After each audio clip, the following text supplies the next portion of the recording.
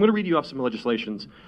Employee Rights Act, the Employee Privacy Act, Protection Act, and the Workforce Democracy and Fairness Act. Beautifully named bills and laws, all are facades for right to work. If elected, would you oppose these right to work laws and similar measures that create barriers or undermine the rights of workers to form a union and collectively bargain? 2 minutes. I won't need 2 minutes. Rights to work. I'm pro-union. We didn't have good jobs until we had union jobs. That's the truth of the matter. We need collective bargaining. What happens when you don't? Well, just look at stagnant wages. Look at how wages have been going down. When were unions the strongest?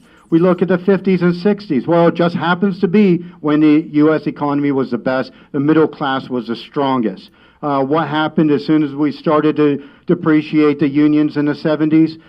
Wages started to go down. What happened in the Reaganomics? The middle class began to break apart. We need collective bargaining. I am 200% behind unions. I'm all for unionizing more jobs, more professions that don't have unions now.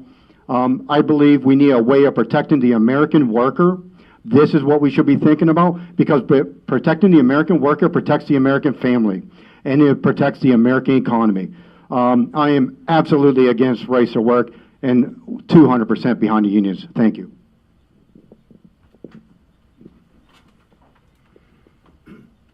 As part of my graduate studies, I study economics of education, and my campaign is based on the idea of economic mobility. And my impassion, my enthusiasm as an educator is the idea of education as a mechanism to rise in social status and social economic class. And so I read a lot about social mobility.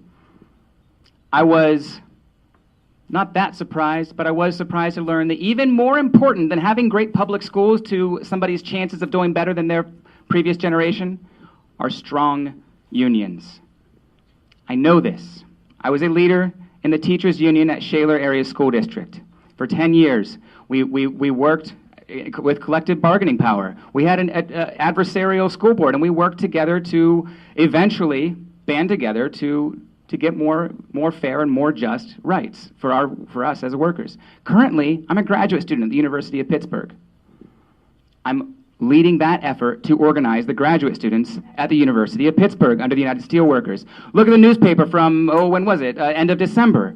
I was at Senator Toomey's office with other grad students who are organizing this student body, pleading for the unfair and cruel higher ed mechanisms of the tax plan to be taken out. And they were. Collective bargaining works. I know this from experience. I don't know this from secondhand. This is something I've lived. This is something I've done my entire professional life.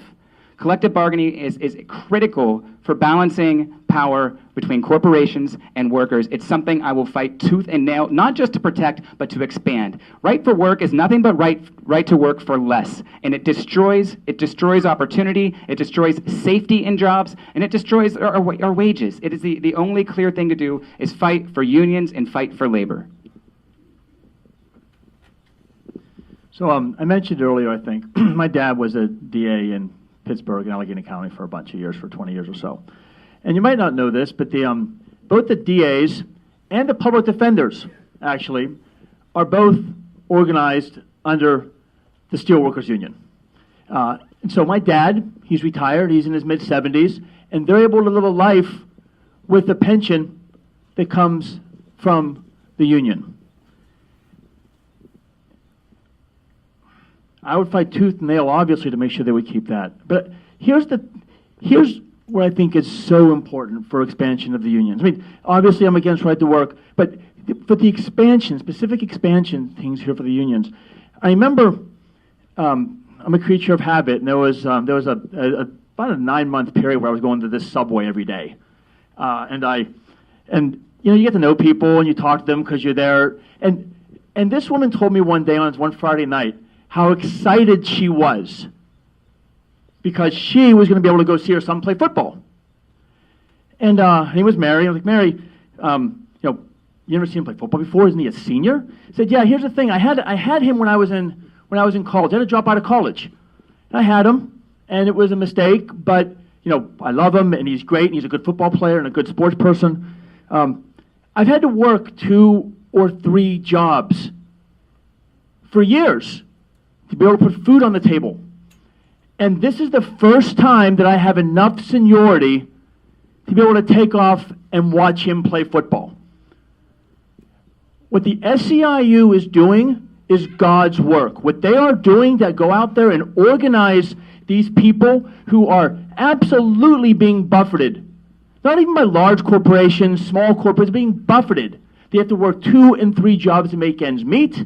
Nobody in this country, the greatest and richest country in the world, should ever be working full-time and not make a living wage. I will fight for union. I will fight to expand unions. I'll fight for the SEIU. And I'll fight for everyone's ability to earn a good wage for a fair day's work for them and their family. Growing up, both my grandfathers were union members. My grandfather, Ray, was the steel crane operator at the Allegheny Ludlam Works in Brackenridge. My other grandfather was a coal miner in Harmerville.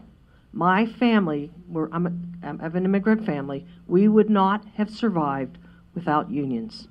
When my grandfather first started working, they told him, Louis, it is more expensive to kill a mule than a man. The mule costs money. The man, we just give his widow $35 and move him out of the house. That's wrong. That's stuck in my mind forever. Unions help people. Organization and collective bargaining is the basis of this society in the 12th. We have used unions, and unions have supported our workers, and that's why we have had the steel industry and the industry that we've had here in the 12th. Because of unions. They train their workers. The workplace is safer. We need unions. I will expand on unions. I represent union workers. I see the good that they do. I see the good that the union does for the workers. We need this. We have to continue this. This right to work stuff, we might as well send everything over to China, because that's what it is. It's going to bottom out our society, because they're gonna pay them less and less and less, and it's going to be just like when my grandpap started out without the unions. Okay, a man's life will be worth nothing.